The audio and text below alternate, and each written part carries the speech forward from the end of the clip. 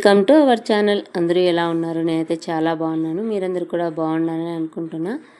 అందరికీ వరలక్ష్మి వ్రతం శుభాకాంక్షలు. ఆ తల్లి చల్లని చూపు మనందరిపైన ఉండాలని కోరుకుంటున్నాను. ఇంతకు మీరు వరలక్ష్మి వ్రతం ఎలా చేసుకున్నారు కామెంట్ చేసి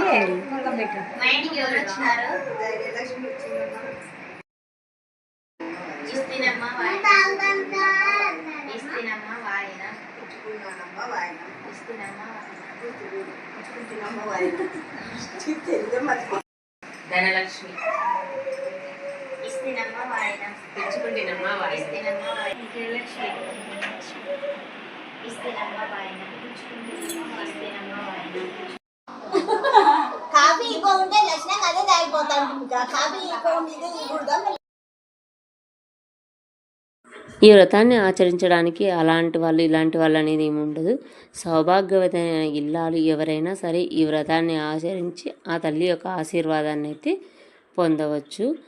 అయితే ఇక్కడ మేమందరం కూడా ఈ వ్రతాన్ని చేసుకున్న వాళ్ళమే. ఇది పెళ్లి కూతురు సెటప్ ఉన్నట్టుంది. కూర్చొని తిన దాన్ని పీకద్దు చెట్టు కూర్చో ఊరికే. చైతన్య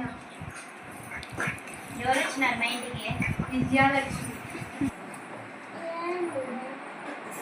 ఇస్తినమ్మ వాయన పుచ్చుకుంటున్నమ్మ ఇస్తినమ్మ వాయన పుచ్చుకుంటున్నమ్మ ఇస్తినమ్మ వాయన పుచ్చుకుంటున్నమ్మ.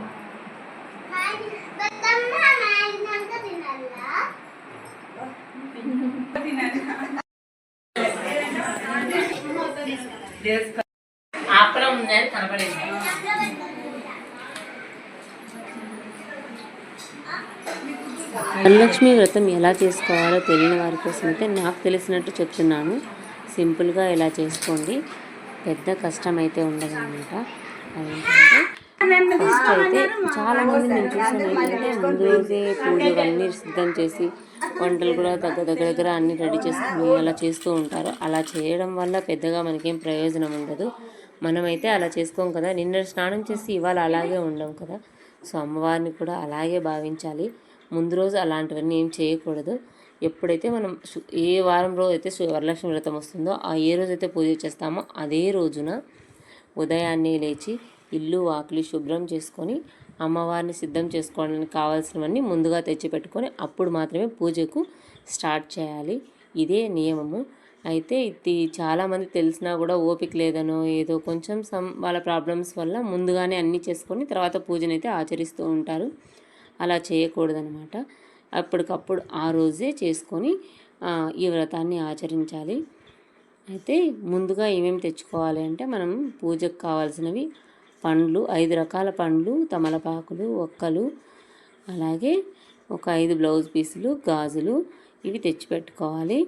అయితే అమ్మవారికి ఒక చీరను కూడా మనం పెట్టాల్సి ఉంటుంది. ఒక చీర, ఒక బ్లౌజు, అమ్మవారికి ఒక డజన్ గాజులు.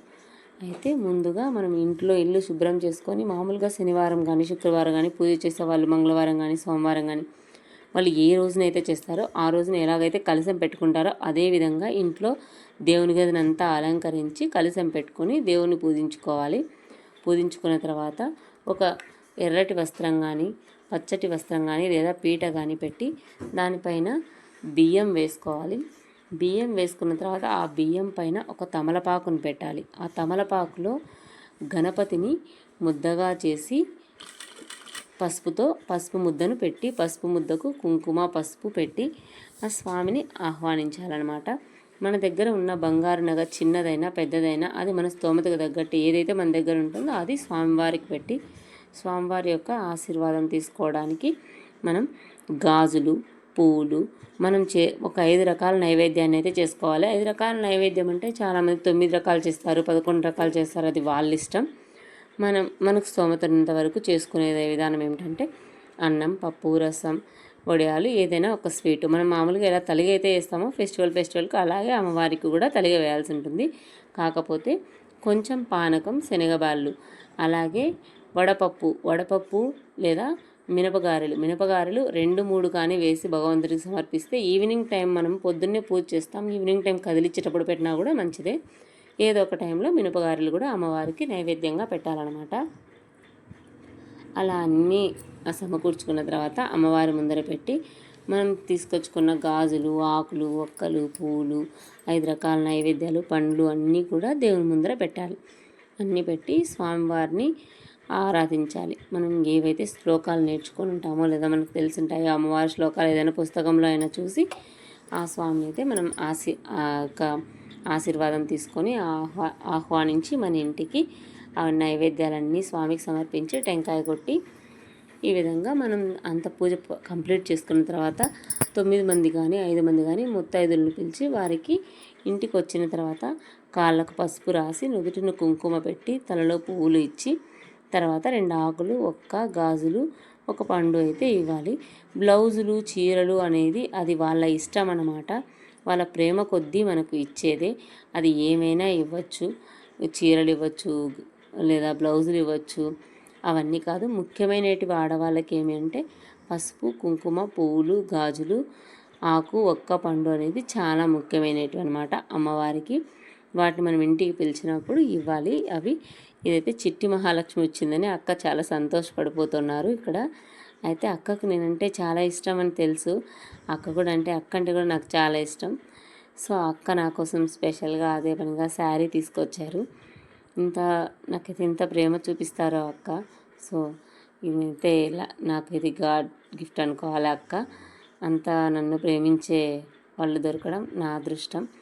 అయితే ఈ విధంగా అయితే మేము ఈ పూజనైతే చేసుకుంటున్నాం. ఈ పూజ అంతా చేసుకునే విధానంలో ఇంటికి వచ్చిన వాళ్ళను లక్ష్మీదేవులుగా భావించి వారికి మనం ఈ పసుపు కుంకుమలను ఇచ్చి ఇలా చేస్తామన్నమాట. ఇలా వీళ్ళు ఇంటికి రావడం వల్ల ఇంట్లో ఉన్న దరిద్ర దేవత అంటే ఏ మూలలోనో ఈ మూలలోనో అలా ఉంటుందన్నమాట. ఇంట్లో కష్టాల రూపంలో ఆమె ఉంటుంది. ఆరోగ్యపరంగా కావచ్చు, మనం ఎంత సంపాదించినా మిగలకుండా ఉండడం కావచ్చు, లేదా మనం ఎంత ప్రయత్నం చేసినా సక్సెస్ని అయితే అందుకోలేకపోవచ్చు. ఇంకా ఏదైనా కావచ్చు, పిల్లలకు విద్య సరిగా రాకపోవచ్చు. ఇలా అన్నీ కూడా కష్టాలు ఏవైతే ఉన్నాయో అవి ఇలా లక్ష్మీదేవి రూపంలో వాళ్ళు ఇంటికి వస్తే వారికి మనం ఇలా తాంబూలం ఇచ్చేటప్పుడు మనం అడుగుతాం అనమాట. మా ఇంటికి వచ్చి లక్ష్మి ఎవరు అంటే ధనలక్ష్మి, ధాన్యలక్ష్మి, విద్యాలక్ష్మి, విజయలక్ష్మి, ఆదిలక్ష్మి, గజలక్ష్మి ఇలా లక్ష్మీదేవుల పేర్లు అయితే చెప్తారు. ఇలా చెప్పి వారి ఆశీర్వాదం తీసుకుంటే మంచి